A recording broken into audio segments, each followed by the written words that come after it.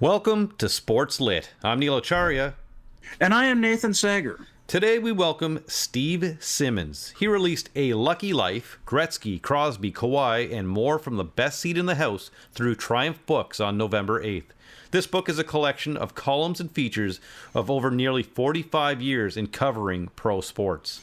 As a content warning and trigger warning, we will be asking our guest about one of his books that involved a court case that was centered on sexual violence involving, junior hockey players in Canada, which of course has been a big topic in the news throughout this year. It might be tough for people to get through, and we understand that. Just please know that you are valued and loved, and there are supports out there.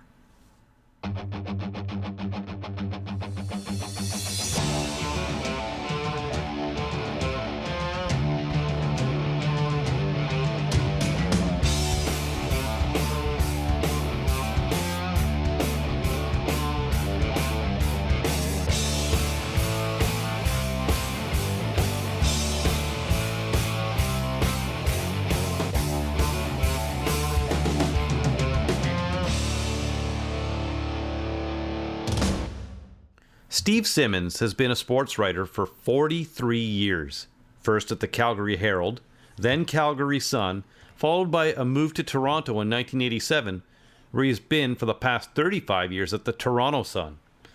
As his bio states, Simmons is one of Canada's best-known and most provocative sports columnists.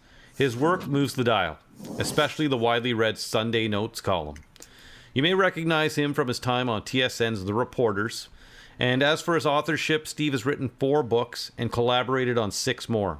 The one that stands out is The Lost Dream from 2011. That's the story of Mike Danton, David Frost, and a broken Canadian family. On November 8th of this year, he released a collection of columns and features from his career in a book titled A Lucky Life. As he says, Nate, he has written over 9,000 columns, and this represents 1% of his work. But this list is personal. Indeed, and daily journalism is called the first draft of history, and he has been supplying it on deadline for 3.5 decades in the, more downs than ups Toronto sports world. He's willing to be the word-working world's, I got to pick one hockey analogy here, Abed, shift disturber, sandpaper guy sometimes, but fortune favors the bold, and Simmons is willing to ask that pointed question. That can sometimes, get everything into a whole discussion about who holds the lens matters, to borrow a phrase from our recent guest, Howard Bryant, but it gets people going. The side of Simmons that I enjoy are the personal stories that reminds the reader that sports is about the people and what they give up to be in that arena, what it takes out of them, to just, want a little more, to always want to have to win. That's what, I follow sports for, and I think a lot of people do, although, it is a results-based business, and we tend to ride and die on the wins or losses. We should let should we let the listener know that we're recording this hours after that Buffalo Bills Minnesota Vikings game? But that is the good stuff. When he writes some of those pieces are here from Steve Simmons in A Lucky Life, and it's good to keep that in mind on the days when we're being pushed to go play in the mud. Guilty as charged now. His name certainly draws a reaction, Nate, as you mentioned, from sports fans. I'm sure when you told people we're having on the podcast, there was an immediate reaction. Unlike any of our other previous, let's say 45, 44 or so guests over 52 or so episodes, his name definitely draws a reaction. Now, in the pages of A Lucky Life, there are those stories that really do that and move the dial, and there are also others, like you said, that stir emotion, and they're written with a really evident and present sensitivity, such as the Faded View of Terry Evanshan, the CFL player, which was published 29 years ago this month. And Steve, just like you, Nate has a soft spot for the CFL, and there's plenty included about the Canadian Football League in these pages. But I won't tell you about that story. You'll have to read the book. Back to the provocative pieces, he hasn't shied away from including those either, such as Sickness Cured Kessel Gone, also known as the hot dog story. So yes, we'll be asking him about that, and a particularly recent, controversy resulting from one of his Sunday Notes columns involving a hockey player. You can listen in to find out about that. And then there's also the media industry, the art of sports writing, and how it's been affected in the age of digital disruption. Steve's been around for a long time, so he definitely has perspective on that. And as I look away from the football scores, what's this about digital disruption? Speaking of not shying away, I guess I did have to work through some points to where I could compartmentalize, man, in order to do this episode. And it had nothing to do with the work of the guests. It was where the work appears. Now, I have great fondness for Toronto Sun sports and sports coverage across that chain, where this work in this Triumph Books publication appeared. I even got to be part of that for a few years in Ottawa and learned a lot about how to write tight and bright there. If you think I'm long-winded these days, you should have seen me before I went to work for the Ottawa Sun.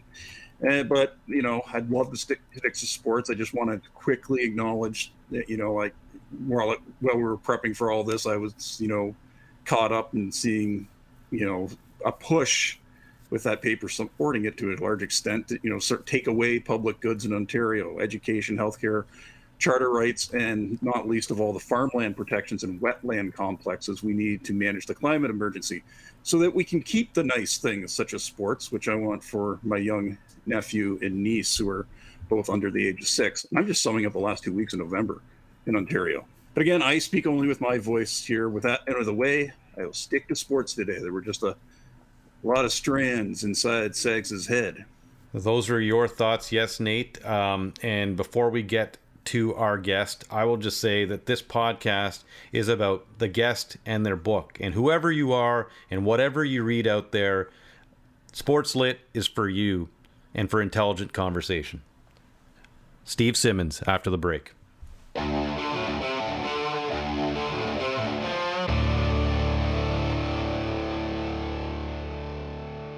And we're back on SportsLit. It's a pleasure to be joined by Steve Simmons. We're going to talk about A Lucky Life today, his new book, which came out on November 8th. And Nate, why don't you lead us off with the first question? Sure, Neil. Welcome, Steve. I guess so much of what one does in daily journalism, it's a grind, and you go home at the end of the day with the feeling of a job done. But how's the sensation, the satisfaction, maybe a little bit different when you go see your name wherever fine books are sold? Well, there is something about a book, and I don't know if I can explain it properly to people who haven't written them, but it's kind of the equivalent of a man having a baby, and you want to hold it, and you want to stroke it, and you want to cuddle with it, and that's the first time you take it out of the box and you see it. And this book I'm particularly fond of because I think the publisher did a fantastic job on just what it looks like. They did a beautiful front cover.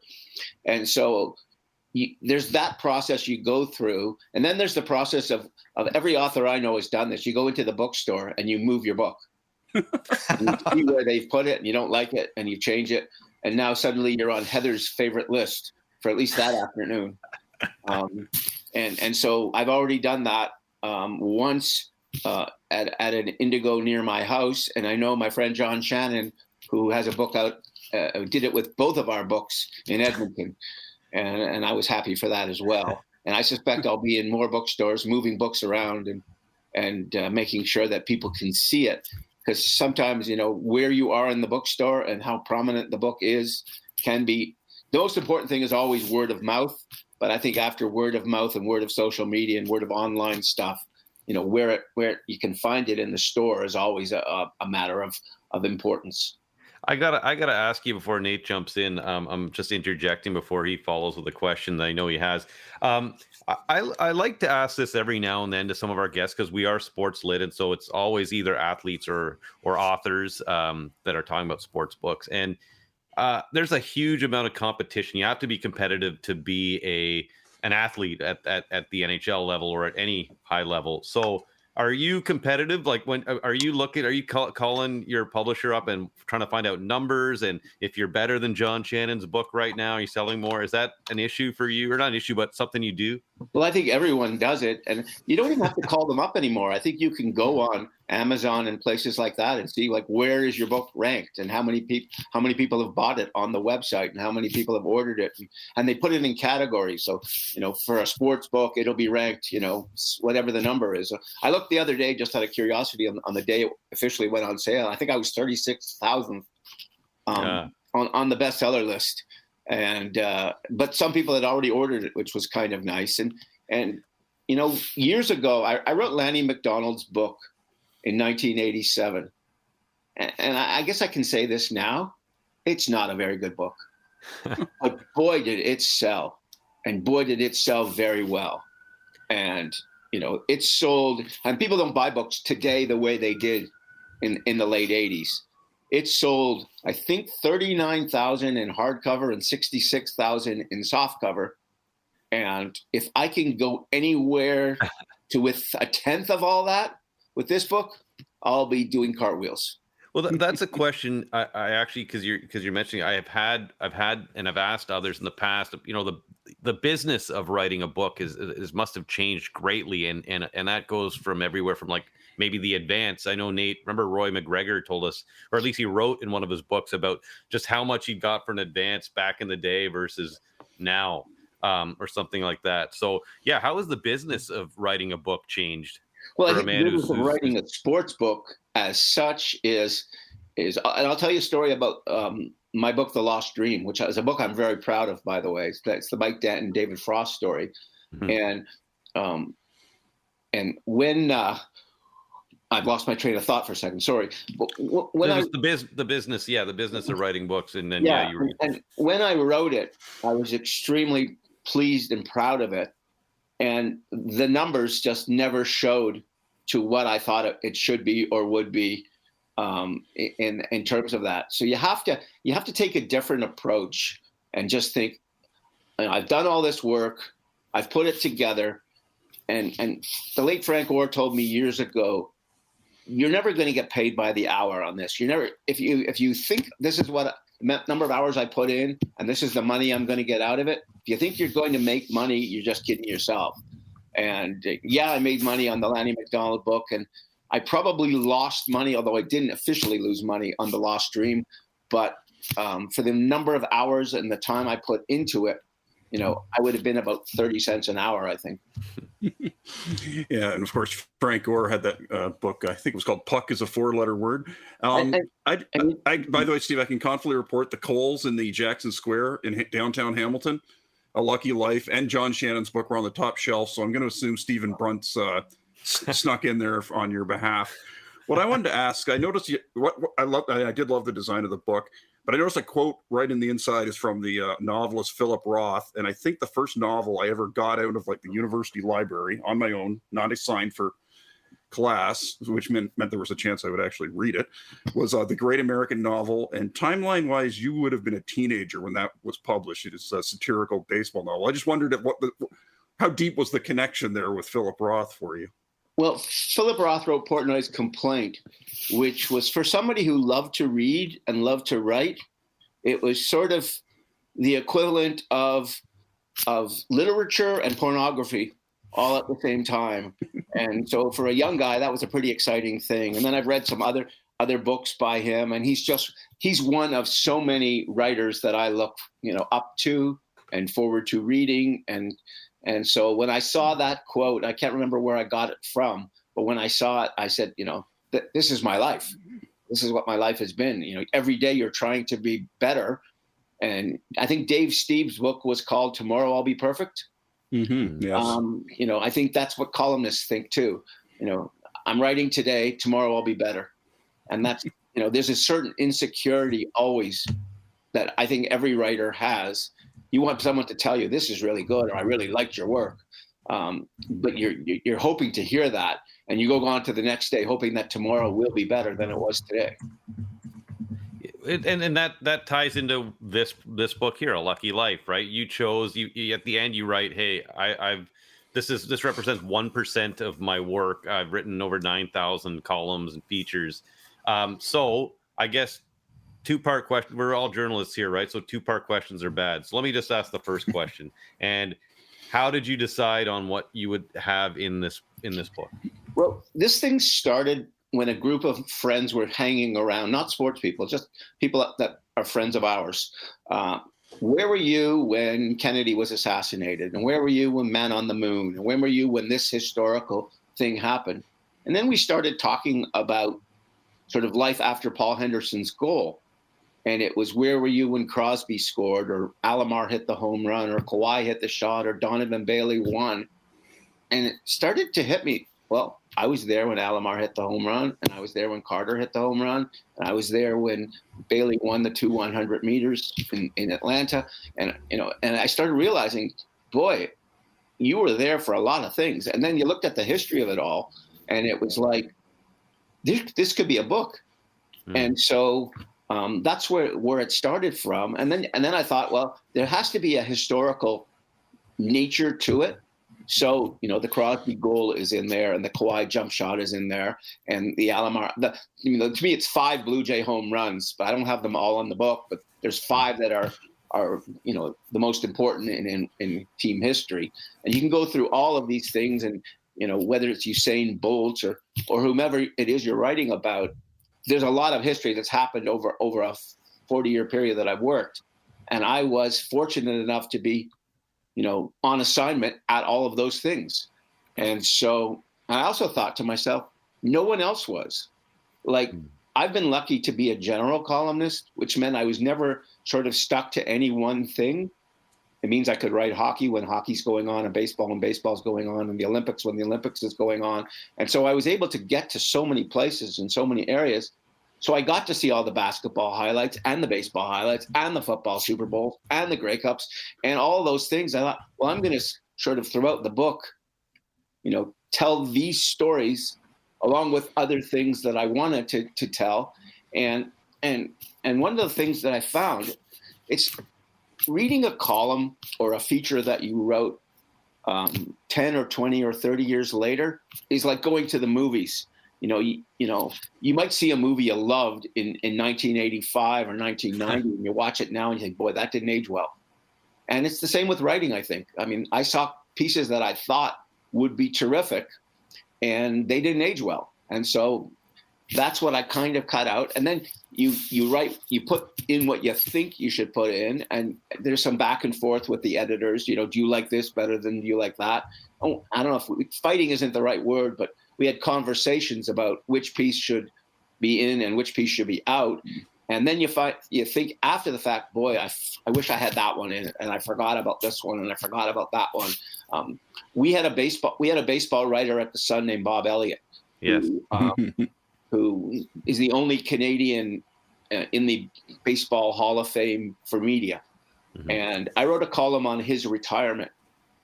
And to be honest, from the moment I love Bob, but from the moment I wrote the column, I went on to the next day. And sometimes you forget about the column you wrote a year ago or 2 years ago or 5 years, whatever it is. And I ran into Tim Warnsby, who used to work for the Sun. I think had a book out last year. You may have had him on here. And Tim said, well, I hope you have the Bob Elliott column in your book. He said, which Bob Elliott column? For a minute, I had to stop and think, what did I write on Bob? And I went back and read it. And he said, I think that's the best column you've ever written. And I went back and read it, and I was darn happy with it. And then I'm unhappy that it wasn't in the book.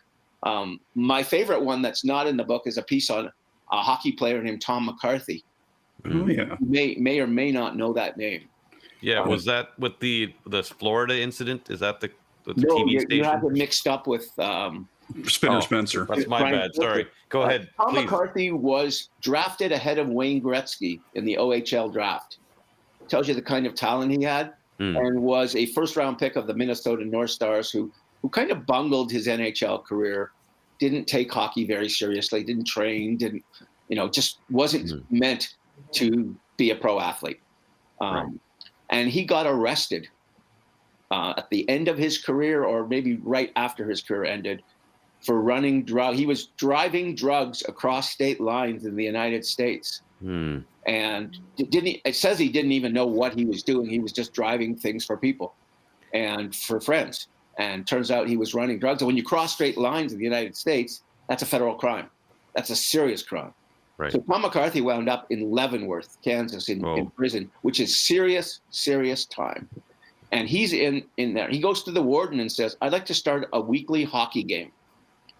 The warden says, "Like, are you out of your mind? I'm going to give hockey sticks to the most hardened criminals in America? Like, that's not happening." So somehow McCarthy stayed on him, and he finally got a weekly hockey. It wasn't a game to start. It was hockey lessons. And I think they used those little plastic sticks we used to use in class years ago. Yeah. And what happened was Tom McCarthy, who hated the NHL and whose career did not end well, fell in love with hockey again in prison, teaching people who have never seen hockey. The majority of the inmates in Leavenworth were either Hispanic or Black. And most of them, he said, had never seen or even heard of hockey. Like, it wasn't something that had come into their lives.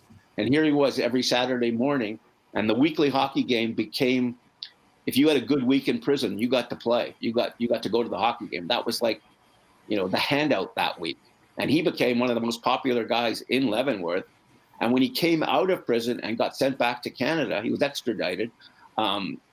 He wound up coaching in the Ontario Provincial League and coaching in the GTHL because he had fallen back in love with the game, teaching inmates how to play. And I just love this. I think it should be a movie. I think it's kind of like the Lost, what's that movie with Burt Reynolds? Oh, The Longest Yard. Longest Yard, the hockey version of The Longest Yard without comedy, because he did serious time in this place. I do remember that now, and I've just looked it up. It's The Strange Saga of Tom McCarthy Should Never Be Forgotten. It's from April 14th, 2022. That's the one I wrote after he died. But I had interviewed him after he got out of prison, and he told me the whole story of what happened to him, how he wound up in prison, how he bunged, how he ruined his career. And I don't know if you know Sherry Basson, who used to run the Oshawa General Erie Otters. Sherry had him in Oshawa. And his first year in the NHL, Lou Nanny is calling Sherry saying, "What's with your boy, Tom McCarthy?" And Sherry saying, "What do you mean, my boy? He's your boy now." And basically it's, he's late for practice or he misses practice or whatever. So Sherry calls McCarthy up and says, "Tommy, what's going on?" He says, "Sherry, they're crazy here. They practice in the mornings. I can't get to morning practice. I'm not up in time." That was Tom McCarthy. That's awesome. Go ahead, Nate. My friend Chris Dawson, who's up with the Powassan Voodoos in the Northern Ontario Junior Hockey League, he got to know Tom when Tom coached up there, and he'll love hearing about this. You mentioned talking about memorable Blue Jays home runs. We had Jerry Howarth as a guest a few years ago too.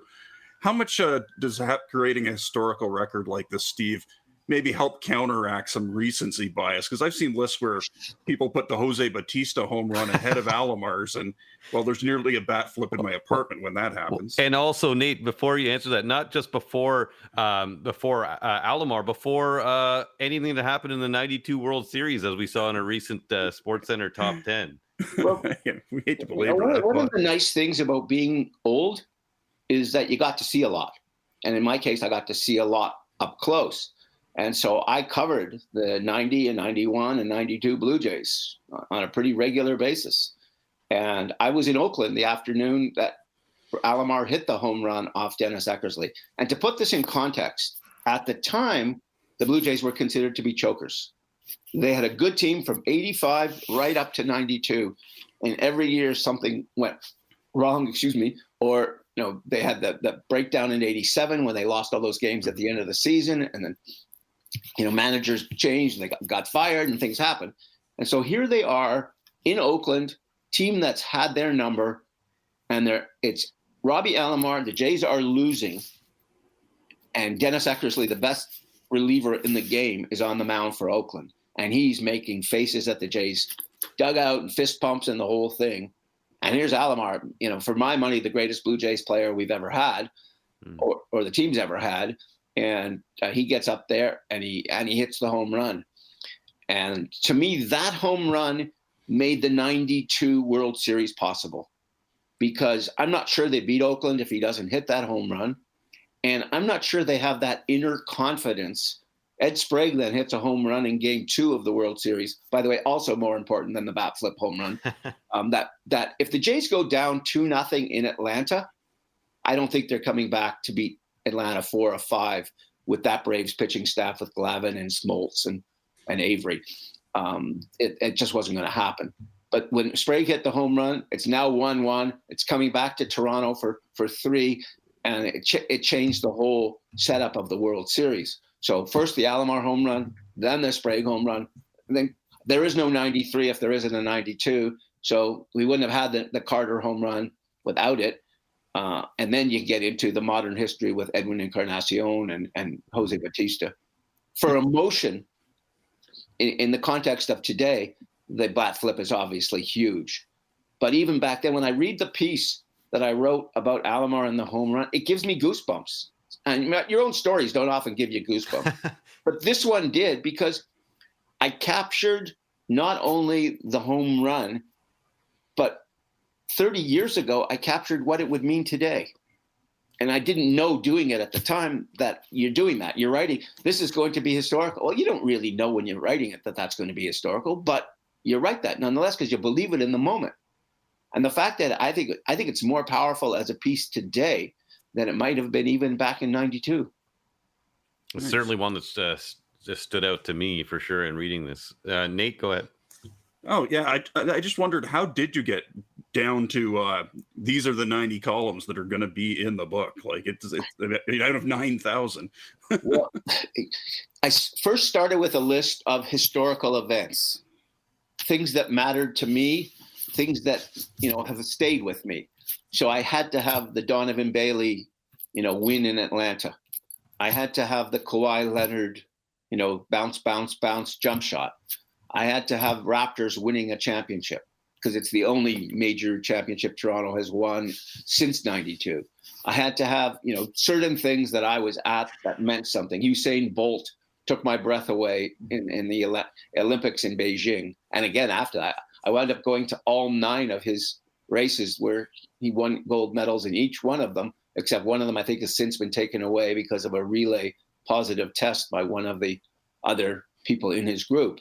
But I started with the historical point of view, and then it was just trying to test your memory, or what do you remember? And and the way our library works, we have a digital library.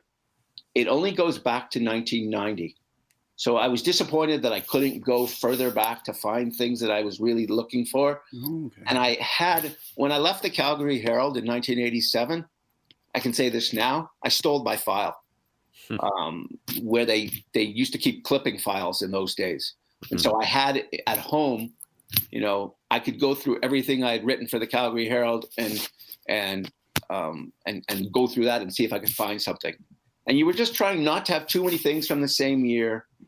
And one of the things that I really wanted to show was the people who read me on a regular basis, especially, I would say, they think of me as a Sunday notes specialist, right? Which is kind of what I'm best known for, and also for being controversial or outlandish or whatever you want to call it, outspoken, a provocateur, however you want. There's different ways of looking at the same thing. Sure. But what I really wanted to do was show a side of me that really the Sunday notes doesn't show, and even the taking a shot at Brian Burke columns don't show. Right. These were what I really liked about this, and I think that's maybe where I got back to Philip Roth. A lot of this is storytelling. A lot of this is like the first piece in the book is Wayne Gretzky's last game. Right. And it's really easy to go to Madison Square Garden for the Sunday afternoon for Wayne Gretzky's last game and write, here's the greatest score we've ever seen. He has this many points and this many this, and this is how the crowd cheered and blah, blah, blah. That's the easy piece to write. The piece I wrote was a piece I wanted to write and wound up writing was, when you're a kid, who do you go to hockey with? Your dad. Your dad or your mom, whoever gets you in the car. And before you're dressed in your equipment, before you put your skates, your dad ties your skates on you or your mom ties your skates on you, and they put the helmet on and make sure it fits all properly and everything. What Wayne decided was he was going to go to the game. It's the last game ever. him and his dad in the car together. That was it. It was like a final, sort of tribute to his father for all that he had done for him. And I was fortunate enough to have enough time to talk to Wayne after the game about it, and enough time to talk to Walter after the game about it. And I just thought it was such a nice father and son hockey piece. In the end of the day, it wasn't about the greatest scorer we've ever seen, or maybe Canada's favorite hockey dad. It was just about a father and a son, and a special day and a special moment.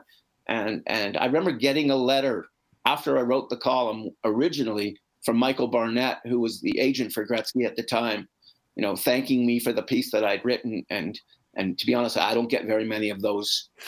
Doesn't happen all that often. And I don't think very many people, today, and no one letters, but back in the day when people wrote letters, that was a good one to get. And he was talking about how touched the family was, and the fact that they were touched and they lived through all of this, really left me feeling the way, I wanted to feel. And Walter died just about when I started to think of this as a book. And his death was national news. Yes. Like, it was CTV and CBC had it like lead items on their news. And I thought, if Walter Gretzky's like lead item on the news, this has to be the first column in the book. Yeah. And did you end up covering that funeral at all either? Because that was really subtly touching as well in so many ways. I did not get to cover the funeral. I think I was on a television panel that day talking about Walter and Wayne and what he had meant to so many Canadians. Nate, I'll let you go and just put the thing that struck me from that was, because I was working that day, was just they didn't really tee up anything. It's a funeral, right? So it's all subdued, and then the I think it's a hearse pulls out, and there's all these little kids tapping their sticks that had lined the streets. So anyway, that's just what came to my mind. Go ahead, Nate. Yeah, and I also wondered, Steve, I liked how you sort of had the character studies in there. How much did your insight into people like the late Pat Quinn, the late Don Matthews, the CFL coach, come from just having that push pull where you kind of had to work to maybe get their respect and get them to answer your questions? Well, Pat Quinn was a fascinating study, because I've never met a better interview, and I've never met someone who hated the media more than he did. But if you asked Pat Quinn a good question, or even an average question, you got a great answer. And if you were, I'll use Cam Cole as an example, because Cam Cole was one of the better sports columnists in the country. And if Cam Cole asked a question that had nothing to do with the day's game, it was some theory he might have had that he wanted to expand upon in a column, Pat would stop and spend the next 5 minutes, providing a terrific answer, and everybody's mouths would be open at the end of it. And so, interesting thing happened with Pat Quinn. It was Peter Zezel's funeral, the former Leaf, who died way too soon. And Pat Quinn was there, and his time was over coaching the Leafs at that time. And he called me and one or two of my colleagues over to the side for a minute. And he says, "I just want to apologize." And we looked at him and said, "For what? Like, it was an absolute pleasure dealing with you." He says, "Well, I wasn't always a really nice guy to be around." And he had the self-realization after the fact that, not that he was the great interview he was, I don't know if anybody ever knows that, but that he wasn't the nicest man in the world at times, and he didn't like us. But he understood enough of what he had done and how he had done it to come up to us at a meaningful event and say he was sorry for how he behaved at times. I had great regard for Pat, just because he had tremendous success, and we're not used to success as we've seen with the Leafs in many years. If you look at how many playoff series he had compared to what's happened since then, like, people are going to have to live 20 more years before they reach his numbers. So I have that. Don Matthews is another guy. Don Matthews and I never got along. But he was the most interesting CFL person there has ever been to write about. He was just a story all the time. And so, it's awful to say this, but writing his obituary was a bit of a pleasure because there was so much there. One of my favorite Don Matthews stories, he's just taking over as coach of the Saskatchewan Roughriders, and on the road for their first game, I think in Winnipeg, and he gets a call at 2 a.m. from hotel security. And Don, being Don, answers the phone. Somebody better be dead. And so he answers the phone and says that. And they say to him, one of your players is out trying to sneak on the balcony to get into his girlfriend's room. So he was out climbing on, Right. whatever was going on, and hotel security found him, and it was like 2 a.m. They weren't real happy. And so he got the guy's name. Next morning at breakfast, he says to his player personnel guy, I think the name was McPherson, but I'm maybe wrong. Do we have a McPherson on this team? And the personnel guy says, yes. He looks at him and says, not anymore. That was Don Matthews. Oh, yeah, he was the dictator, right? And he was the head dick. Was that Don Matthews? Dictatorship. Oh. And funny, Don Matthews wanted to coach in the NFL. He really badly wanted to coach in the NFL. And Tom Landry, when he was coaching the Dallas Cowboys, phones Matthews. He'd heard all about his pressure defense, and he wanted to have him come to Dallas, show them his pressure defense, and translate the 12-man pressure defense to 11-man football. And so Matthews goes there. He makes a presentation to the Cowboys coaching staff. Tom Landry is so impressed that he, basically offers him a job on the spur of the moment. You want to come here, you can come and run our defense. And so, Matthews leaves, flies home. I think home might have been Toronto at the time. Flies home. By the time he got into his house, Tom Landry had been fired in Dallas. Oh, wow. And there went, his NFL moment at that point. He had one other shot, I think, in New Orleans, and it was when the Saints wound up hiring Mike Ditka, which didn't work out very well for the Saints. I think Don Matthews would have been a fine NFL coach.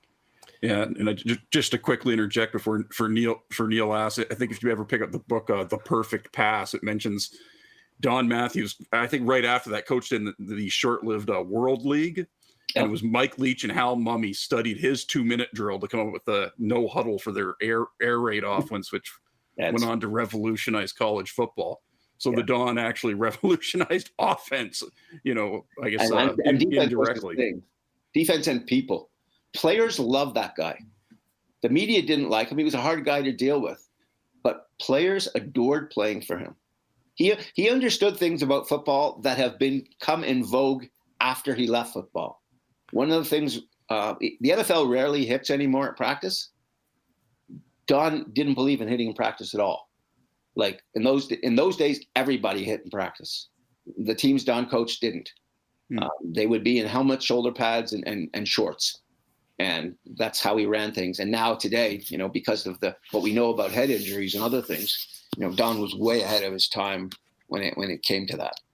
Would you have, we just finished talking about Pat Quinn and Don Matthews. We know access has changed tremendously over your time, and just in the last little while for sure. I mean, teams control how much access you get to the coaches and the players. So how have you seen that unfold? How's it challenged you, and how have you adapted to that? Well, first of all, when I started, the first major beat I had after I covered the Calgary Stampeders for a very short time, and then wound up, the Flames had just moved from Atlanta, and I wound up on the Flames beat. And we would travel with the team. They flew commercial in those days. They would book our flights. When we got to the airport, we would take the team bus to your hotel. They would book our hotels. So we knew the players in the airport. We knew them in the lounges. We knew them on planes. We knew, you saw them everywhere. They were eating in the same restaurants and hanging out in the same bars. And so you knew when a player's son was sick.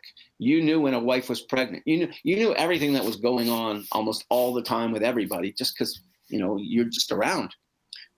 Today, it's almost the other extreme. Even the team broadcasters aren't allowed to fly on most team planes anymore.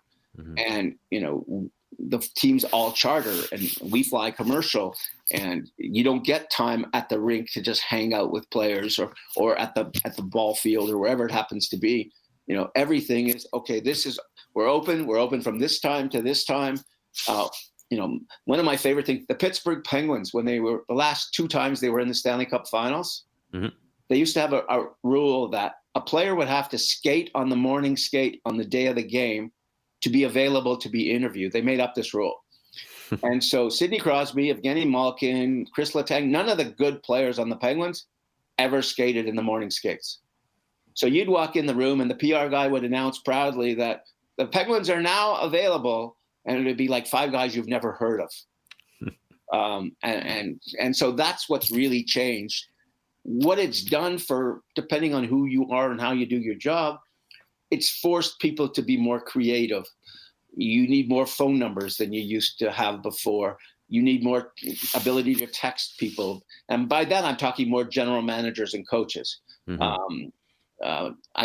think that's how, the insiders, so to speak, do their job. It's all on phone lines and text messages and that kind of thing. And so all that's changed as technology has changed.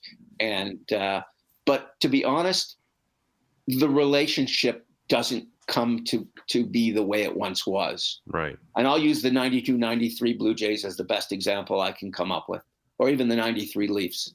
If I walk down the street today and I run into Tom Henke or Alomar or Doug Gilmour or Dave Andrechuk or whatever, they're going to stop and have a conversation. They're going to say hello. They may not have liked you at the time. They may, Gilmour has written actually the forward for this book. Yeah. And him and I did not always get along. So, and he says that in the forward. And I thought, I kind of enjoyed the way he approached it. But I could have those conversations. If I'm walking down Yonge Street today and Vladdy Guerrero and Bo Bichette are walking by, I suspect there's not even a nod. And it's no different with, maybe Austin Matthews would say hello for a second because he's kind of a little bit outgoing that way, but a Mitch Marner or some other ones might just continue to walk by. You don't have that built-in relationship that you had years ago. And so what that relationship led to was richer stories. I'll tell you one that's in the book that probably would surprise people because they wouldn't even know the name. There was a defenseman in the NHL named Charles Bourgeois. I'm not sure either of you would even remember him. When I read the story, I actually didn't remember him, but it was a great story. It was a great story. I am at a swimming pool in St. Louis at a hotel during the playoffs in 1986. And it's about 100 degrees. It's hot in St. Louis.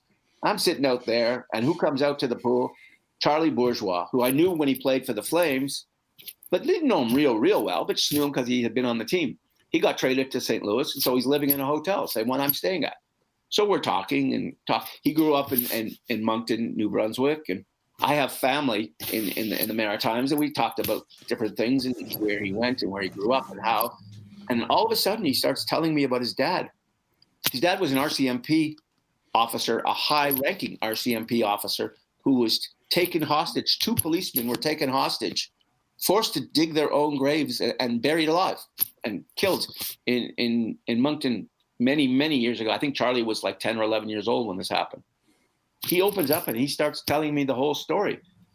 And about a quarter of the way through, I stopped and I said, "Can I write this?" Because we hadn't said on or off the record or anything. We were just talking. And he said, "Absolutely. I would be telling you if I didn't want you to write it." And so I wrote the column then, and I'm still touched by it now because can you imagine what that must have been like for a kid? And again, not the most talented hockey player. He wasn't one of these naturals who was going to make it. He's a guy who went and played CIAU hockey at, I think, the University of New Brunswick or one of those schools out there, and then wound up in the AHL and then wound up in the NHL and kind of took the slow run to get to the NHL.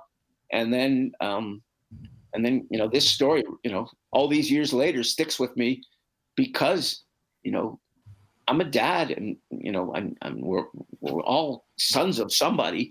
And to have lived through this, I can't even imagine. And then to make it big or as big as Charlie Bourgeois was ever going to make it as a hockey player, I'm proud of him and I'm proud of that story. Yeah. Sorry, Nate, were you jumping in there? Cause No, go on, Neil. Go on. I mean, I mean, this was something I was going to ask later. I just want to mow your grass there, Nate. But yeah, I mean, some of these stories do stay with you, right? I feel like I may have had a conversation with you a number of years ago about when you wrote the the Mike Danton story, the David Frost book, and how that stayed with you. I mean, some of this, when as a sports writer, we're lucky we don't have to cover hard news, and I'm not putting myself in your category, but bottom line is, I mean, some of these stories can stay with you, right? I spent almost 2 years out of sports in around the 2000 to 2001 time. And I covered a story one day where there was a house fire in King City where a woman who was a bartender / waitress goes home to her house and finds her husband and 3 kids dead. And we show up, the Sun reporter and myself, I was the city columnist at the time. I show up the next day and we go right to the bar figuring they might know where she is. Well, guess who's sitting there at the time? She's got nowhere to go. Her house is gone. The only place she knows to go is the place she works. So we walk in there and there she is. And she sits down with us and starts telling us about each of her kids and about her husband and about her life and how it's now all gone. And I'm driving home from there. And I'm listening back to my tape and I start crying, listening just in my car, listening to the tape. And I came home and I said to my wife, I can't do this anymore. This is real. This is real. These are real lives I'm writing about. Nobody tends to get killed in sports, or if they do, it's a huge accident of some kind. I don't know if I want to do this much longer. And I'm not sure if that was the last column I did as city columnist or how much longer I went, but that was the night I decided emotionally I didn't have the wherewithal to do the job the way they needed it done.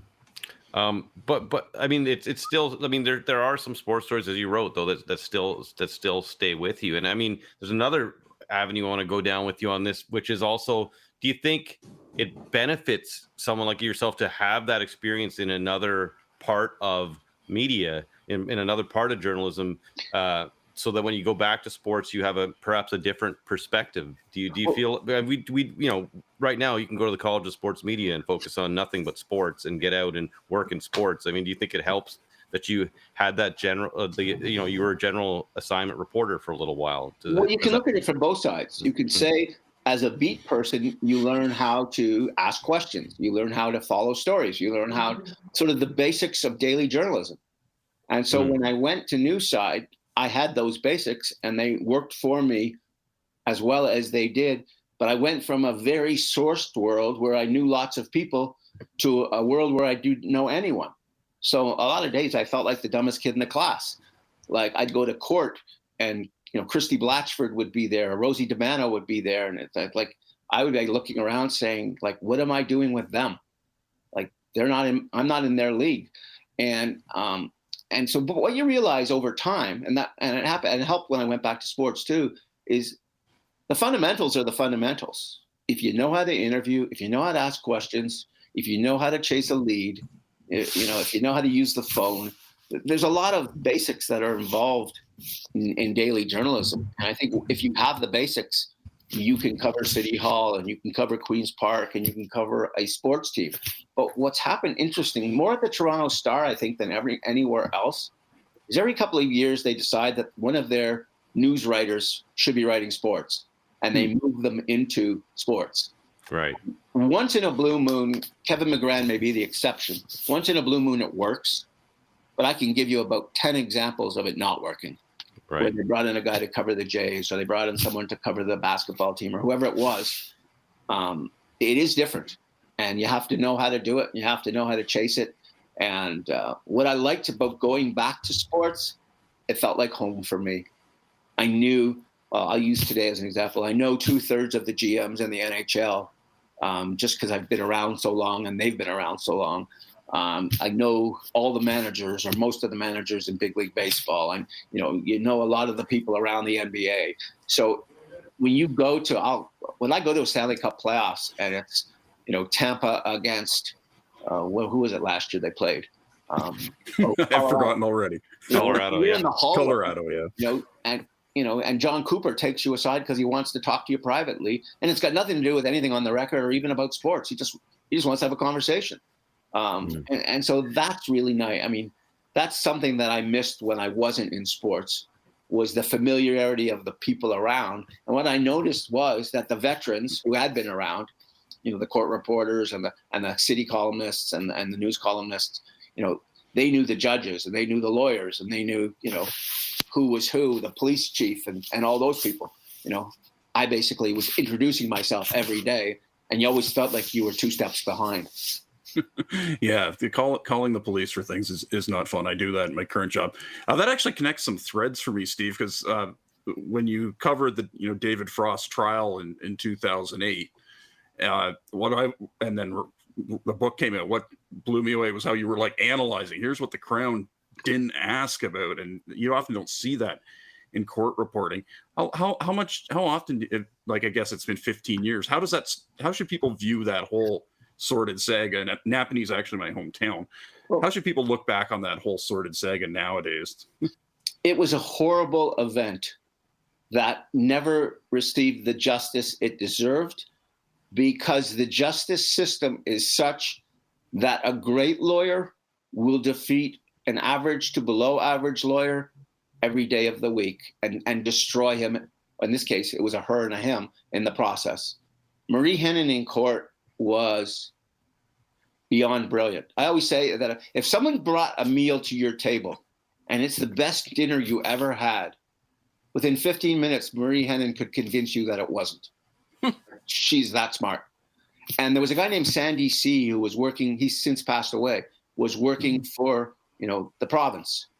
And he was not a court-trained lawyer. He was a paper pusher.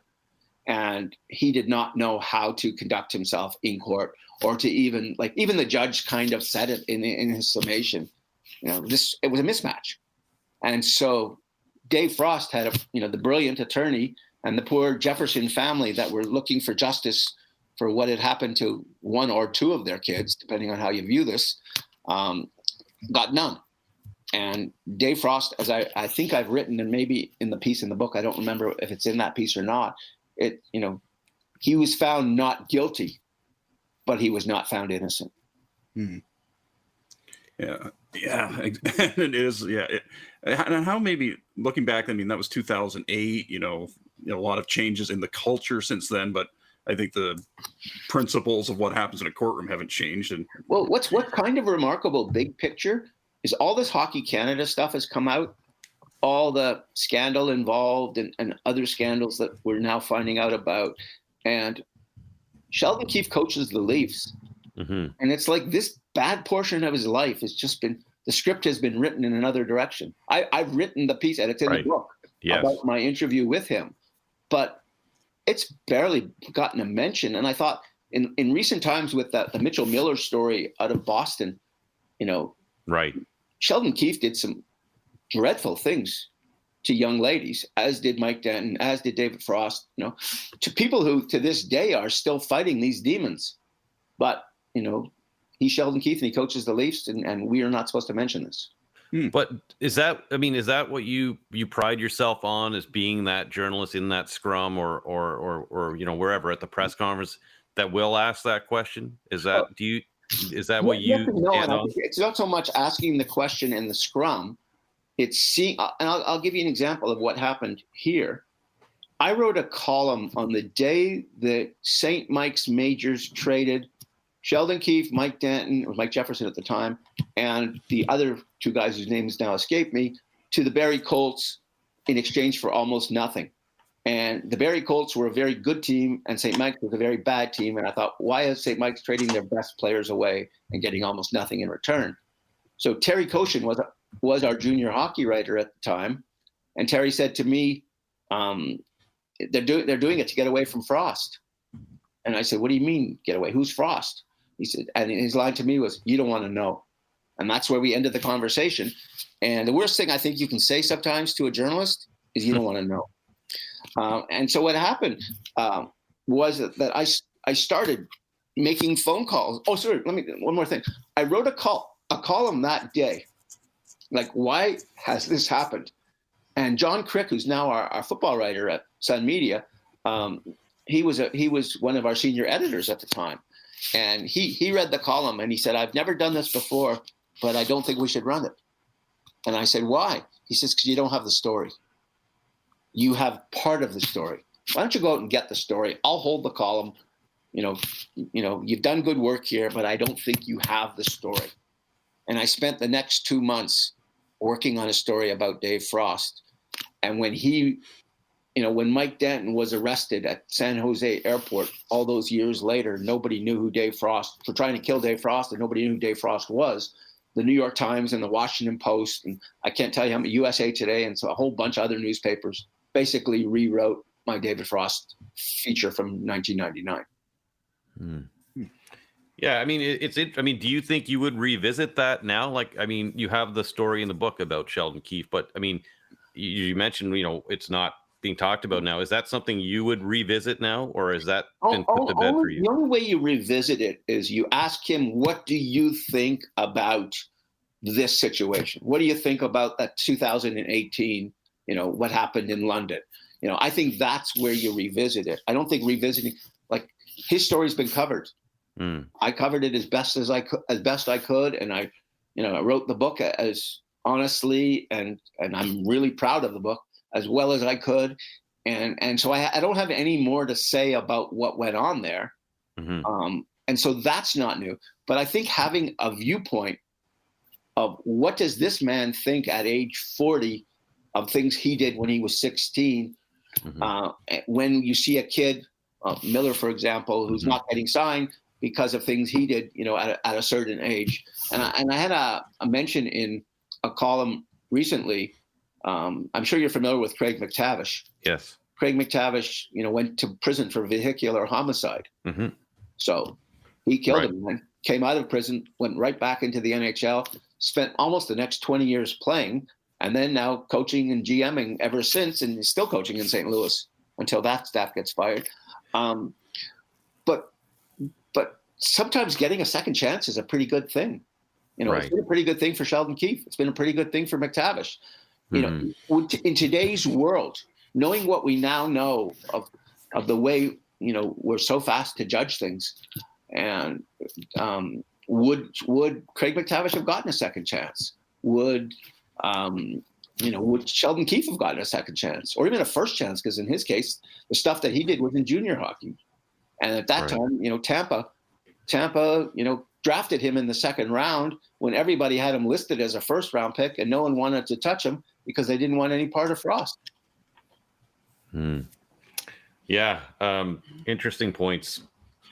Nate, where should we go here? Should I go into my controversy part, or should I? You should. Okay. Yeah. We got to get to the fun stuff, right? Yeah. Well, we got to get to the fun stuff eventually. Yeah. So yeah, let's talk about some of the more provocative or controversial stuff you have written. And there's a story that everybody knows in Toronto and probably throughout hockey called "Sickness Cured, Kessel Gone." Right? When I say those words, "sickness cured, Kessel gone," what comes to your mind? Are you like, "Oh no, not this again"? No, because I'm kind of astounded by the life that two sentences has had. I think that piece is about 950 words. And I think if you actually go back and read it, or read it now, or even read it then, I think it's the most accurately explained piece of why the Leafs did not want Phil Kessel as part of their rebuild. And and so what happened was the hot dog stand reference, which unfortunately, and it's my error via other people's errors, had the wrong address on it. And so, the story comes out of Phil Kessel buying hot dogs outside his condo, which was true. I just happened to have the wrong address.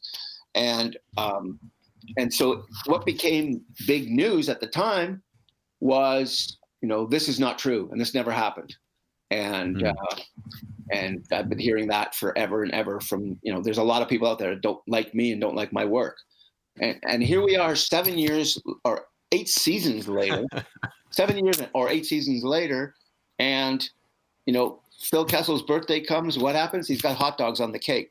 Phil Kessel has a Stanley Cup party after Penguins win. What does he do? He brings hot dogs out. It's become for him. And he's never, by the way, he's never once said that the story wasn't true. This is one of the interesting things to me. Lots of other people have said that, but he hasn't. And the story has nothing really to do with hot dogs. The story is, why did the Leafs not want him? And in the piece, it's very clearly to the point of when Brendan Shanahan went to work the next day after making the trade, one of the guys in the Leafs front office is laughing. And Shanahan says, well, what are you laughing about? He said, well, did you read Simmons' column today?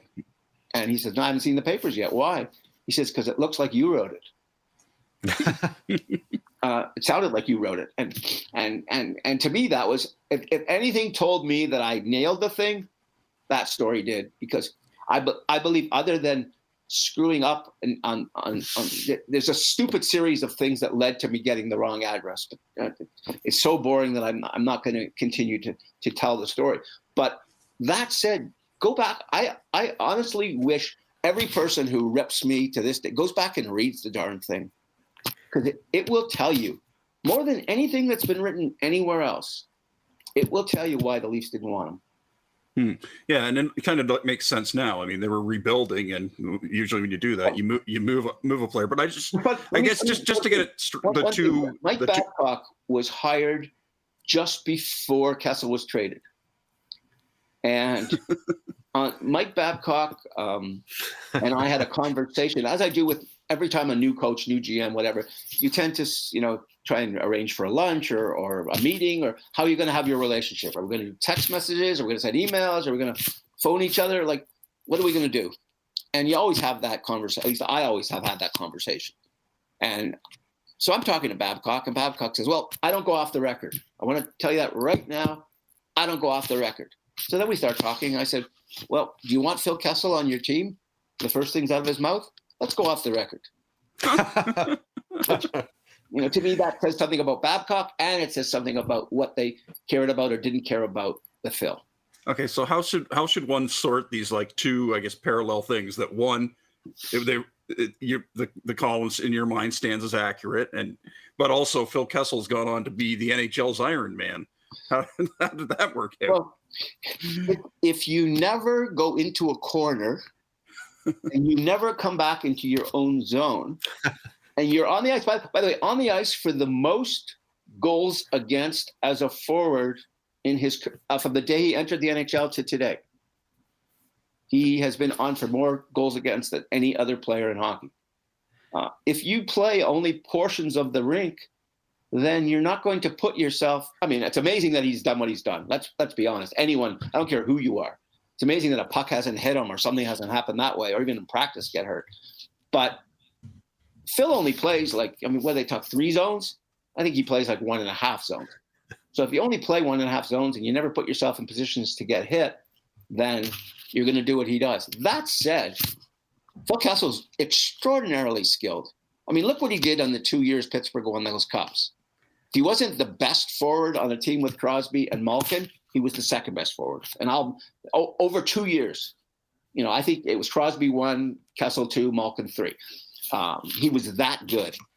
Now, in between, you get him in Arizona where he's going through the motions, and that's Phil. And what happened here, and one of the reasons that they got really sick of him here, Brendan Shanahan fired Randy Carlyle, who was the coach, and brought in Peter Horacek, who never should have been brought in, but that's a whole other story. And basically, he brought the players together in a meeting. And I think it was January something when this happened. He said, listen, season starts now. I want to see between now and the end of the season how much you want to be a Maple Leaf. You got to prove to me that you still want to play here, because some of you aren't showing it to me.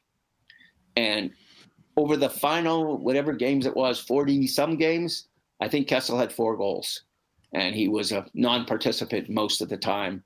And that convinced Shanahan that he can't have him as part of a rebuild, because he's just not serious enough for what they were looking to do.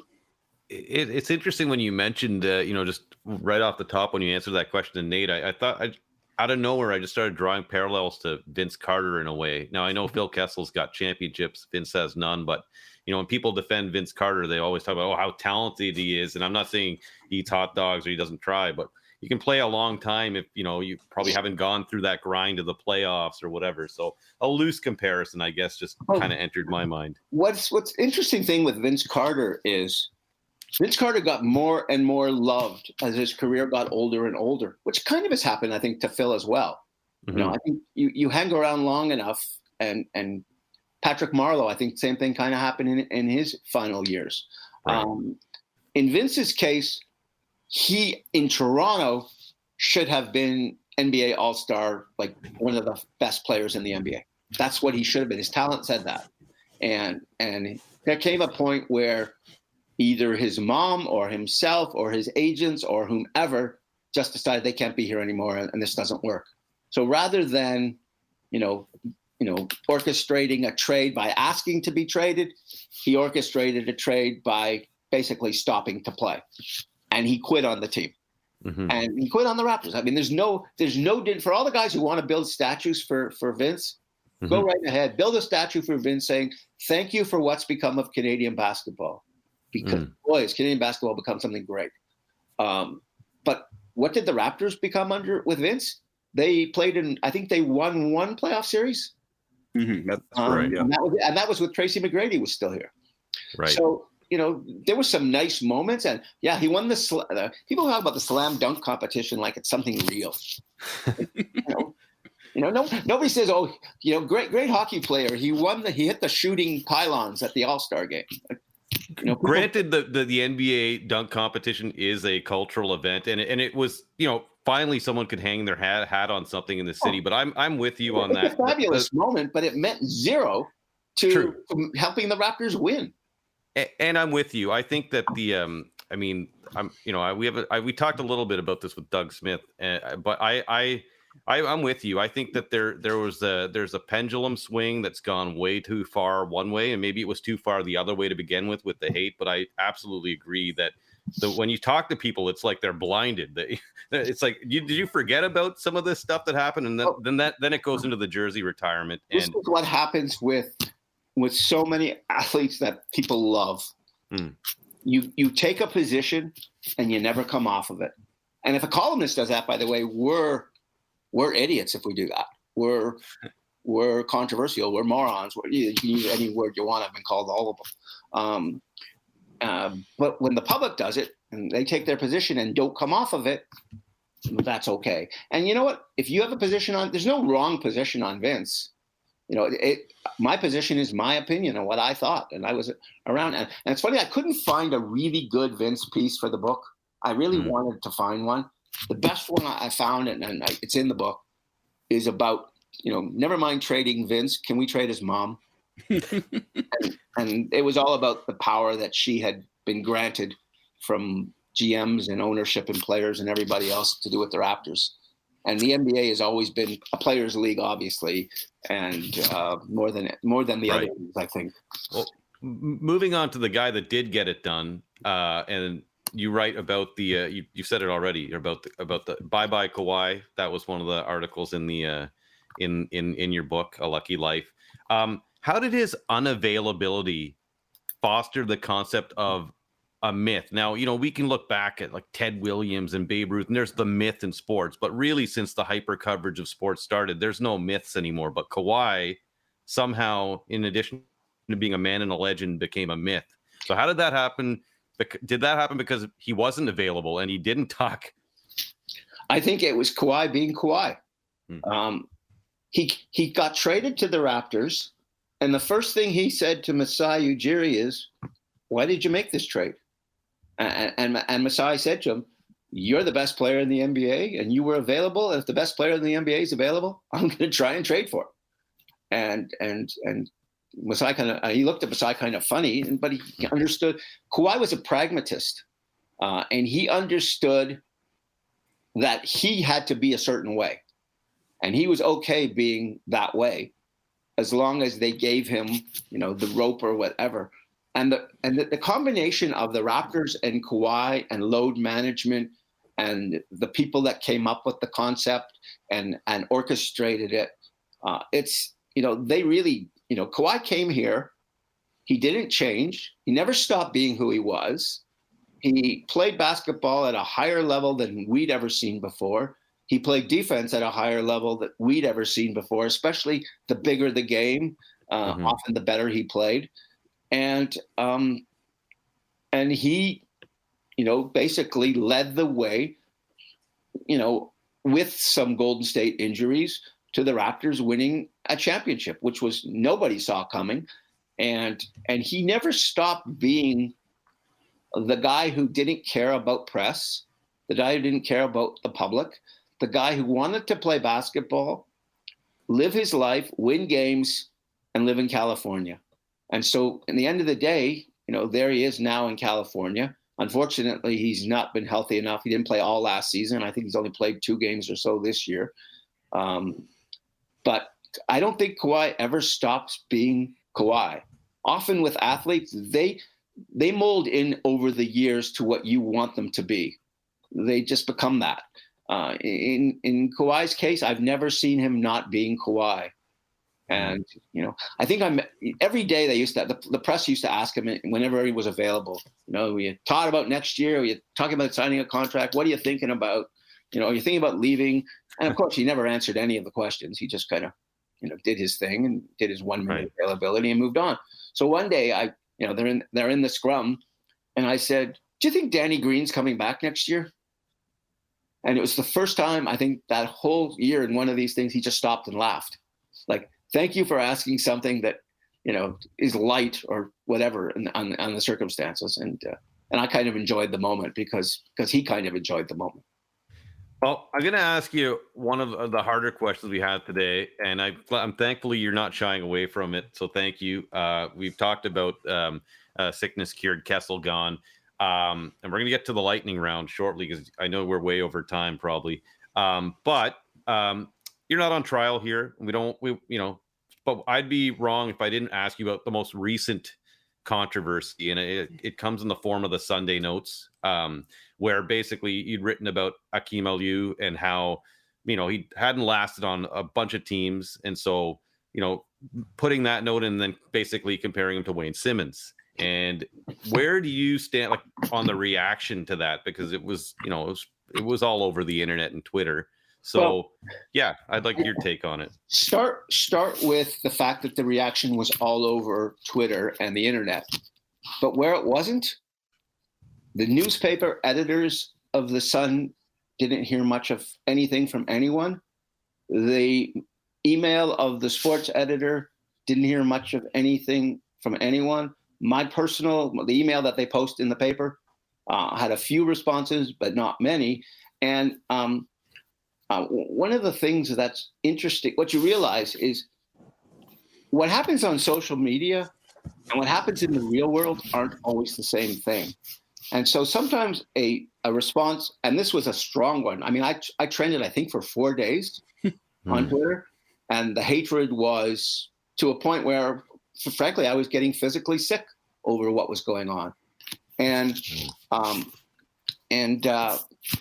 But what you realize is that so much of the hate that you see now on Twitter, or whether it's stuff from U.S. politics or whatever it happens to be, it's angry mob mentality, so often orchestrated by people behind the scenes that want to make a point.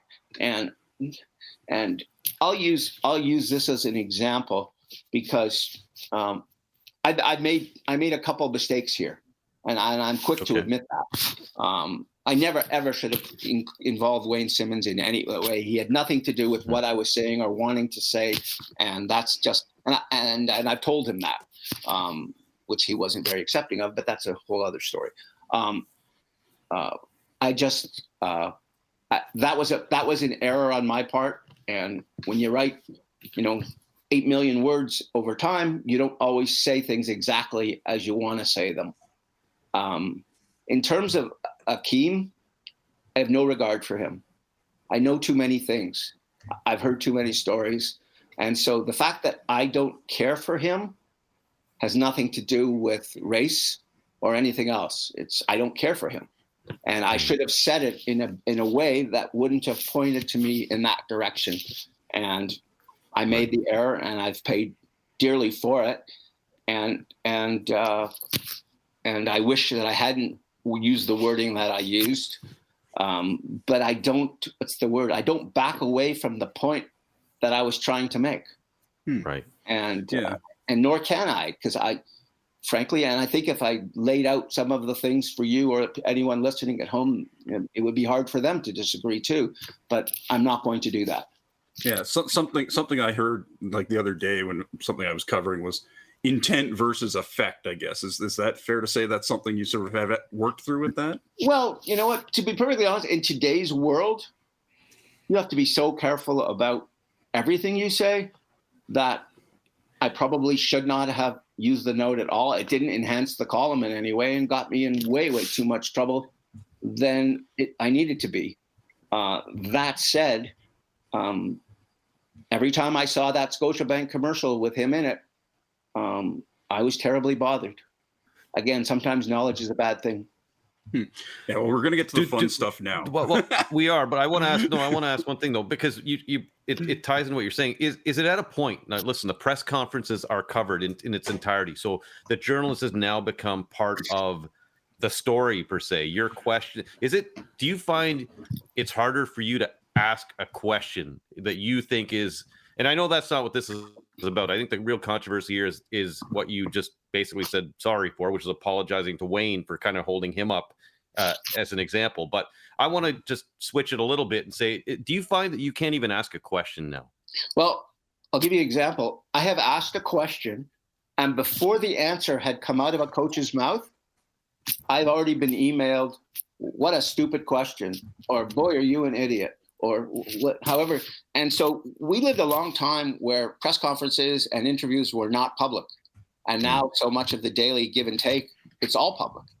And so people are responding instantly to anything. There was something last year in Edmonton that involved my friend Jim Matheson. And I forget who the player was. Was it Leon Draisaitl he got into a thing with? And he asked him why he was so pissy. And yes, that was Leon. Yeah, it was. I've known Jim Matheson since 1980. He is the least controversial person I've probably ever come across. Aside from being he's in the Hockey Hall of Fame, and he's done a nice job for all those years working for the Edmonton Journal and lately for the Edmonton Sun. And so he became, on Twitter, you would have thought that he had taken a gun and shot somebody. People overreact to things now they're looking for reasons to overreact. They're looking for reasons to scream and yell. And more often than not, the guys who are the loudest are the ones who don't have names, who don't put a name to something. And just to give you an example, I've been in bars where some guy comes up and just tells me what an a-hole I am. And then we start talking. And within 5 or 10 minutes, he wants to take a selfie. He wants to take a picture with me. And then he wants to know where he can buy the book.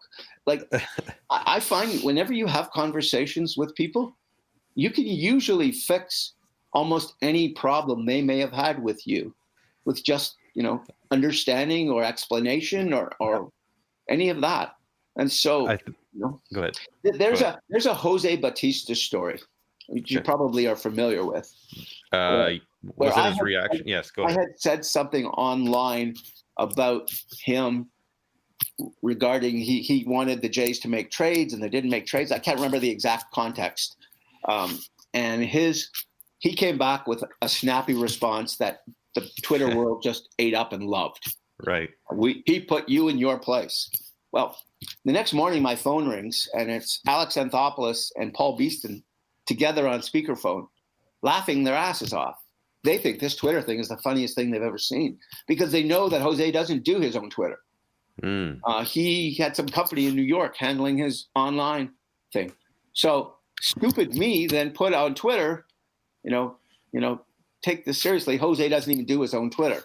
And of course, the Jose people then responded saying, "Yes, we do." Well, and then I became even more of an idiot. And I saw Jose on the first day of spring training. I was in Dunedin for spring training, and I went up and basically said, like, "Are we okay?" And he said, "Absolutely." Like, he didn't even know much about what this whole thing had happened. Like, so what the public believes is a controversy, or what the public believes is a huge thing, isn't always so huge, or unsolvable is a better way of putting it.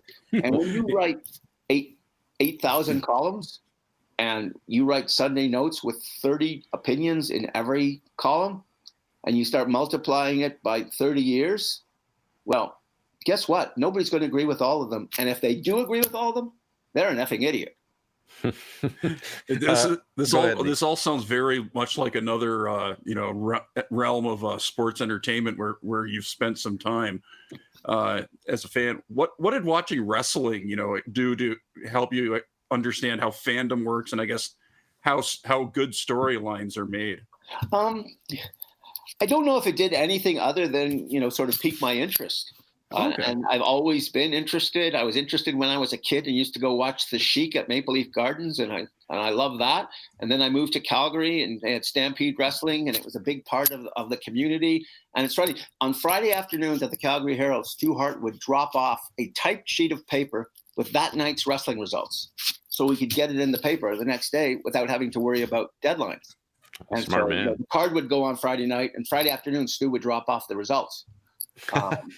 And so I got to know him, and I got to know, Jim Neidhart had tried out for the Calgary Stampeders and then became a wrestler. And Brian Pillman had played for the Stampeders and became a wrestler. And so there was always this back and forth with football and the Hart family and wrestling. And I just got into it. And I don't know if it brought me to any point of, good guy, bad guy, or anything else. Because, boy, you know what? Michael Farber's a good friend of mine, and he might be the best sports columnist Canada's ever had. And he's one of these guys that's beloved by everyone. Yeah. And when you're not a guy who's beloved by everyone, there's a party that says, "Boy, I'd really like to be Michael Farber." But you can only be who you are. And so the best that I could be is who I've been for the last 40 years. And if that upsets you, I'm sorry, but I think I've, done the job as well as I could do, given my talents and abilities and what I've gotten to cover over the years. And, but I'm not sure wrestling played a shape in me being a bad guy. I tell you a quick story. I'm covering the Calgary Flames. It's my second year, and the team's just get moved from Atlanta. And Al McNeil is the coach, and he's frankly lost the team. Like, the team is a disaster, and it's not going well. And the players just make fun of him all the time. And as you are on the planes and the buses and all these things with the guys, all you're hearing is bad Al McNeil stuff. So about 40 or 50 games into the season, I write a story about, they're going to have to fire Al McNeil. And the Calgary Sun, being as they were in those days and probably are today, runs the tasteful front page in huge, bold World War II starting kind of letters, "Fire the coach." Well, City of Calgary was not used to that kind of journalism, and they weren't used to that, the Sun being there. And this was like enormous, that some snot-nosed kid was going to tell them who's going to coach the Flames. And so I'm awfully nervous. I'm 23 or 4 years old, and I'm going to dinner in the rink that night. The Flames are playing, and they're playing the Maple Leafs. And I'm sitting in the dining room, and a hand goes on my shoulder. It's Frank Orr, who was the veteran hockey writer at the Toronto Star and one of the most respected people in the industry. And all I hear is, "Hell of a story, kid." And when Frank Orr says that, it's like, you've now told me that I can write anything as long as, I believe it or believe in it or whatever. And as Mike Zeisberger, who used to work for the Toronto Sun and now works for NHL.com, once said, he said, "You can win all the awards you want, but a compliment from Frank Orr was worth more than any of them." And just quickly, of course, the Sun papers are known for the traditional A1 line story. I, worked on the desk for a few years. How much, maybe it's changed over the years, what input do writers have into how that's, played up? Or is it just kind of like you wrote it and it's out of your hands? Like, if we start at 100%, I would say my influence for what they're going to do with the story is about 5%. Okay. The only time I've ever really gotten into fights is when I've written something that I think is really important and they don't think it's important. And then I have to kind of sort of fight with them, or what are you going to put on front page tomorrow? What have you got that's better than this? But Right. But most of the time when they take things that I don't even think are any good some days, and, we have the thing where I think the Leafs trump everybody else when it comes to newspaper sales. Right. So, if we can get the Leafs on front, doesn't matter, what the story is, as long as it's the Leafs. That's just the way the world works. But no, we don't have much influence. And often when you do try and have some, sorry, we'll make the call. Thank you. You mentioned I'm getting to the lightning round. Don't worry, but I'm getting hungry. That's why. No, I just don't want to keep you for too long. But I will say this. You mentioned Frank Orr, and there was a question I put to one side that I will ask now. In terms of generations, getting that compliment from Frank Orr. I mean, is there a schism now? Is there someone you could even do that to in the younger generation? I know you have a son working in the media, or at least was working in the media. You can clarify that for me, but yeah, I mean, is that something you want to do and pay forward? And is there someone out there that you have done that with? Well, I've always tried, because I was really lucky of when I got in the business. I got into the business when Milt Dunnell and Jim Proudfoot were the columnists at the Star, and Dick Beddoes was at the Globe, and Scott Young had just left the Globe, and Trent Frayne was at the Sun, and Jim Hunt, and these people treated me like gold. Like, I couldn't believe how I got treated by these legends of the industry. And I always said, when I get to the point of being a veteran guy who thought that, I'd be doing this for 40 some years, that I would be that kind of guy to the next generation. The Toronto Sun, I don't believe we've hired a sports writer in almost 20 years. Yeah. Like, you can certainly tell. Yeah. 20 some years. Like, when I covered the Flames, Eric Duhatschek, who I don't know if you know that name, he covered the Flames for the other paper. David Schultz, who since retired, was my backup. We were all 24 or under, covering a major beat at the time. In Edmonton at the time, Cam Cole and Jim Matheson and all of these guys were just starting out. Where are the 20-some-year-olds now? Like, who's hiring them? The Globe has a sports department that's about, the size of my pocket. The National Post doesn't really have one anymore because they're us. And so the industry has just shrunk, and the jobs available has just shrunk, and the opportunities have just shrunk. And I feel bad for the young person who wants to do what we did, because, we're lucky that we have a pile of guys who are turning 60 and I'm 65, and, how much longer are we all going to work? But in the world we now live in, is anybody going to be hired to replace us?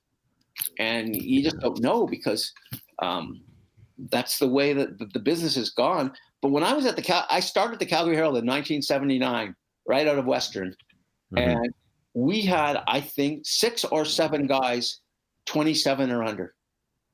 Like, that's just not possible in today's world. Yeah, I mean, do you even have a back desk to copy edit anymore? I mean, that's another thing, right? The thing, we used to have about 10 people who put out the Sun Sports Department on a nightly basis. Now I think it's 4 or 5 people who put out the Toronto Sun, the Ottawa Sun, the Winnipeg Sun, all on the same night. So they're doing about 5 times the amount of work per person, and no time. There's no editing that can go on the way we used to have copy editors who just copy. That doesn't exist anymore. And so it's, a quick spell check and bang on. And so the day, I'll use the thing we just talked about with Akeem. in the days of a copy editor might have read that thing and said, you know what, Steve, maybe you want to say this differently. But in today's world, we don't get that benefit of the doubt anymore because they don't have the time. They're too busy with, I got to get my next page out. And that comes down to cuts, right? Which is it's sad because that's a business decision, but it really affects like what perception is in the world. Well, we also have for the broadsheets across the country, and by the broadsheet, that's the 2 papers in Vancouver and one in Calgary and one in Edmonton and one in Ottawa and one in Montreal. A lot of their pages are being done in Hamilton by one desk that's in Hamilton, and that's what's happened in the world of journalism for the most part. And it's cuts, and it's unfortunately they wouldn't be cutting if they were making the kind of money they used to, which they're not making anymore. And the business is in trouble, frankly. And I don't know what the future is. I think the newspaper business is in big trouble. Well. Wow, the lightning round really, we're entering that on a downer.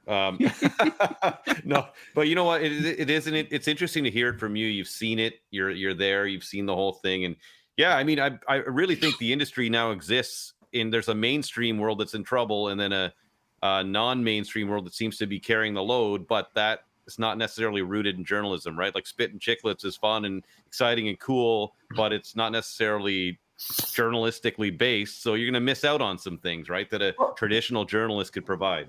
Yeah, but I think The Athletic in sports has really done a nice job of becoming something significant and hiring some significant people and paying some significant dollars to hire significant people. And it got sold for what, $500 million. So there's some value to an online sports publication of some kind, of some quality, and and good for them for doing. I never would have believed it would have got as big as it's gotten, but it's about the 1,000th time I've been wrong about what's coming next in the business. And it's true. In that, like, if you've been around long enough, I think me and Nate as well have been around a little bit, like not as long as you, but that it was a breath of, there was a time when you were just like, okay, it's clickbait. Where's it going? And then The Athletic came in and you kind of see an opening now. Maybe there will be a new life online or with a tech-based company that knows how to do this right. But I think the key is letting a journalist be objective and ask the questions. I don't know. Hopefully we'll see that live. The one thing that doesn't exist as much as it did, and is really, I think I'm a dinosaur in the world now, because the day of the general sports columnist, that's the guy who doesn't have an area of expertise. I'll write hockey and hockey season, and baseball season, and basketball and football and whatever, and do, I did 17 Olympic games. The day of the generalist, and we all grew up on them. We grew up on the Milt Dunnells and the Jim Proudfoots and all those, and the Stephen Brunts, who was brilliant at it, and Michael Farber in Montreal. That guy's kind of disappearing. And, papers like the 2 Vancouver papers and the 2 Calgary papers, and they don't even have columnists. And so, to me, the first thing maybe this is why I became a columnist, but the first thing I read, even as a kid, is I went straight to the column. I could always read the game story later, but I went straight to the column every day in whatever paper, whether it was the Telegram or the Star or whatever it was we got at home. I remember Jim Proudfoot used to have those notes at the bottom of his column. That was the first thing I read every day, were the notes at the bottom of his column. Then I went to the top. And so I guess deep down, not knowing it, I knew what I wanted to be, but I just wasn't aware enough at the time to realize it. Was Milt Dunnell's notes the inspiration for your Sunday notes? Actually, no. Frank Orr used to write a column for the Star called Either Or. It was a Sunday column, and it was mostly hockey, and in Frank's case, mostly funny, because Frank was a really funny man. And I got called into, Wayne Parrish was the sports editor at the Sun at the time. I got called in to his office one day, and he said, I want you to come up with something for Sunday that is a compliment to sort of what Frank's doing. And that's when I started with the Sunday notes. At that time, it was only about 700 words. It's 2,400 now. You used to go down the side of the page, and that was where it began. And so within 2 years, I think, that column moved from down the side of the page to a full page, and Either Or disappeared. Either Or was dumped by the Star. And so we had won the notes column fight, if you want to call it, even if it was a fight. Probably wasn't. They probably didn't even notice the way that the Star looked at the Sun in those days. Right. So, and now probably as well. But they, it started, and I remember Frank saying to me, because he knew the story, he was kind of chuckling about the fact that these people are so stupid. They, your column's still around and mine's gone, that kind of thing. And here we are 30 years later, and that column that's now a page is now 2 pages, and it's the size of 3 columns, on a daily basis. Well, there you have it. I'm going to start the Sunday, or not the Sunday, it's the lightning round with our first remote question. Nate, I had 2 friends on a chat group in Kingston. They're very excited that Steve was on the show. And Paul and Ben, I'll withhold their last names because the first thing says, ask him a serious question. Why is it that I can't stand reading any Steve Simmons articles, yet when he's on the radio, I like him? Okay. Well, we'll start with, and then he asks, who is your favorite radio host to work with? To work with? Yeah. I would say Bob McCowan. Right. He was at a level beyond anyone else I've ever worked with on radio. It was absolute pleasure. And let's be honest, Bob's not the world's nicest man. But boy, is he good at what he does. And boy, was he good at what he does when he was on radio and now doing it on the podcast. Are you going to join him? Is that even an option for you to join Shannon and him? Would you like to? I would love to. They're doing fantastic, by the way. Yeah, I heard. And good for them. And, again, Bob had a talent. I was really lucky timing-wise sometimes. We're sitting there. I think it's around 6:00, and I used to fill in for Jim Hunt or fill in for whoever the co-host was once in a while, and it was really a pleasure to go in and do it. And so, excuse me. So I'm in there, and it's just about 6:00, and the news breaks that Magic Johnson has contacted HIV, and this was a stunning story, and we have to now change our entire show around on the fly to do the next hour completely on AIDS and HIV. And Bob knew absolutely nothing about either topic. And I was, fortunate may not be the right word. My brother at the time was HIV positive and was in fact sort of in the beginnings of his stages of dying. And so at commercials, I would fill Bob in with information. And he didn't want me talking much when the show was on because he was interviewing doctors and scientists and lab people and all these things.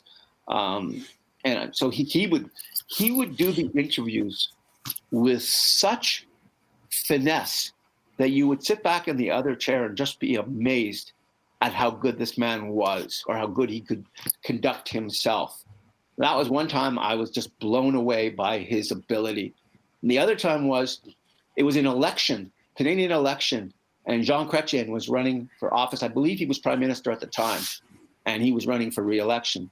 And in those days, the guys running for office would always come on every radio show. And often with a sports radio show, they wouldn't tell you when they're coming on. They would phone the producer, we've got Jean Chrétien, he'll be on in 5.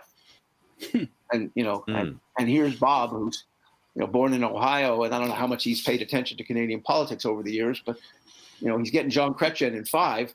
And again, it's time for me to be quiet. And he conducted the entire interview himself. And honestly, it was like he was Peter Mansbridge. He was that good. And he remains that good. And, it's still, he's, here we are. What are we in now? Second hour? Yeah, we can go 90 minutes here. Bob does the 45 minutes and he's out.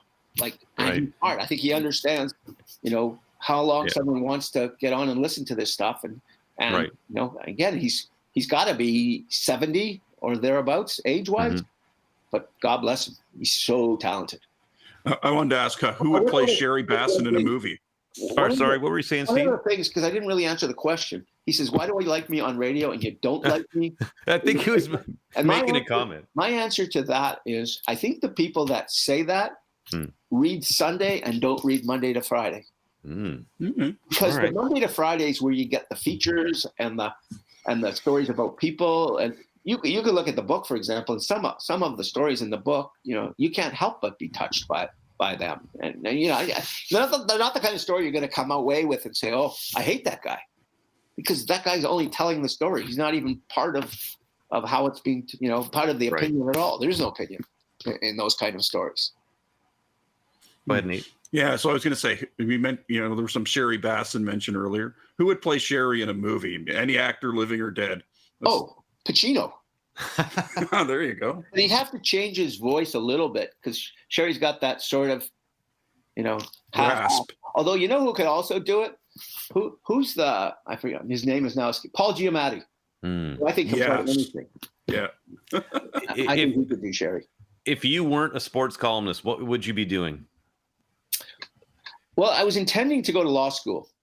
That was the plan till second year university. I got absolutely, enamored with the school paper at Western. Right. And I loved every moment of being on the school paper at Western. And then I got a job at the London Free Press part-time. And I think I knew right then that this was going to be my life. And I remember phoning home to tell my dad, who, had me penciled in to go to law school, that I'm going to be a journalist. And after hearing dial tone, I get a call back, and the first line out of his mouth is, "Are you prepared to be poor?" and 42. He's gone for 20 some of the years, and I think it's worked out just fine. You wrote about him very nicely too in the book. So when you get the book, people listening out there, you hear about Steve's father. Go ahead, Nate. Yeah, what's the oddest place you ever had to file an article from? I have written from many, like Dunkin' Donuts and McDonald's and those kind of places that have wireless on the road when you can't necessarily get to the road.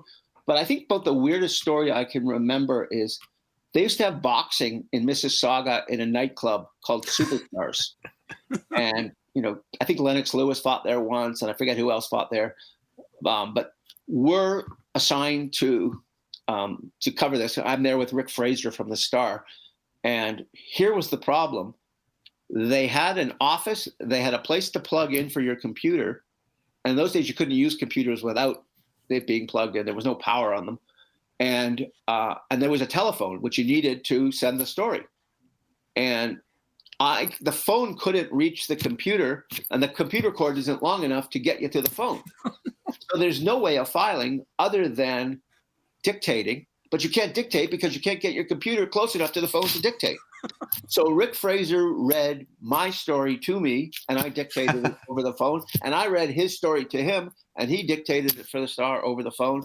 And that was about as unusual a night as I've had. Another one from boxing is we were in Buffalo for a fight, and the fight ends, and this is when you start to write. The security people and the arena people start taking down the tables at ringside, and they start taking the plugs, and the lights go out, and suddenly your lights go out, and you have no table, and you have no like it was crazy. Like you had to figure out how in the heck am I going to get this done, and somehow you find a way, and you move on from there. Have you ever used your press pass to attend a concert at Maple Leaf Gardens or at what is now Scotiabank Arena? No, but I've thought about it about a million times. Because one of the things that's neat about when you're around as long as I've been around is you tend to know the security guys at every door. Mm-hmm. And so they don't even ask you for, I shouldn't say it because, the world is now filled with passes and more passes and more. They don't even ask for passes most of the time. They just come on in. And so I thought to myself, that I would do that. And I think there was a UFC card at what was then the Air Canada Centre, and I didn't sneak me in, but I brought someone with me. So there you go. Now arrest me.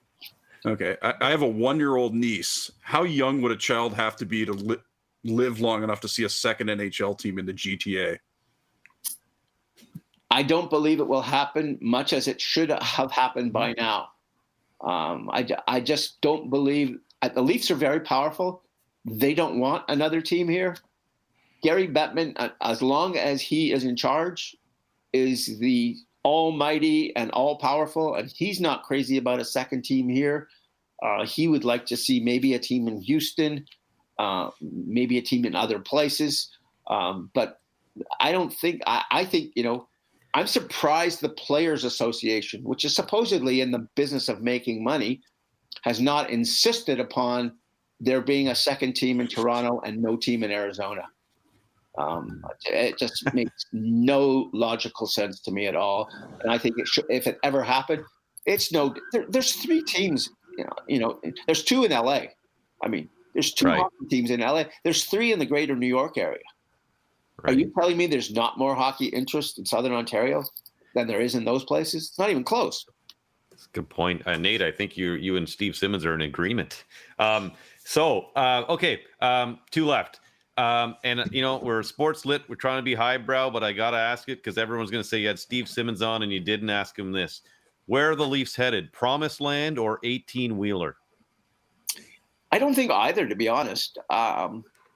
I think they have a team that can compete or should be able to compete for winning playoff series.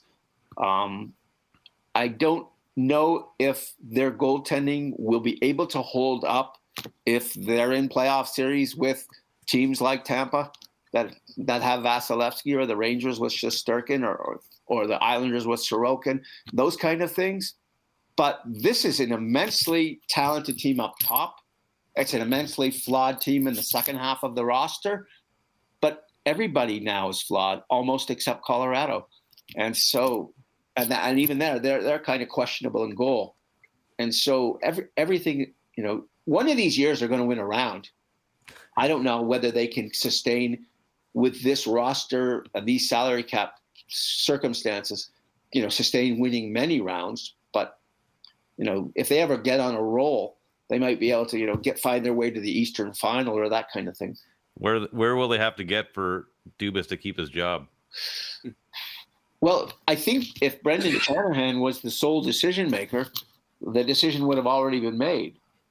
But I think right now there's a pull from ownership that hasn't been there in the past that's basically said, you know what, we're not going to put up with this anymore. And so that's why Dubas does not have a contract right now. And that's why there's been some front office shuffling of people.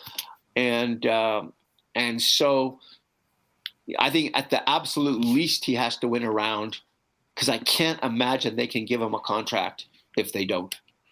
Lastly, it's a lucky life because I almost wanted it called I Was There, because it's all about, being fortunate enough to be at all of these places when all these things happened. And, when you're sitting ringside for Hagler Hearns, like the greatest 8-minute fight there ever was, or you're ringside when Holyfield beats up Tyson, or whether it's Tiger Woods hitting the first drive of his career, or Gretzky's last game, or all those things. It's an incredible, achievement to be able to do all of these things for one career. And so, yeah, it's been a lucky life. I moved to Calgary. There was no NHL team. A year later, the Flames moved from Atlanta.